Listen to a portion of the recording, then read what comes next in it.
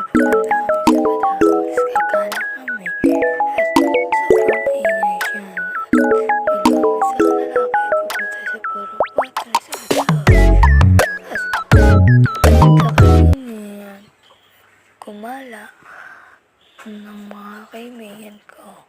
Ayan na, nandito na po kami sa Batanes.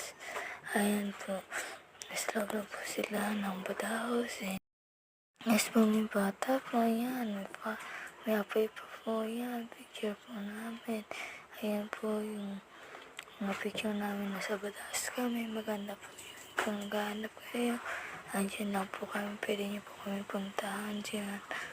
Ayan po, picture po kami ng picture. Ayan lang po. Thank you. Sana po nagustuhan niyo po yung vlog ko. Bye. Bye po. Thank you. Sana po follow niyo ako.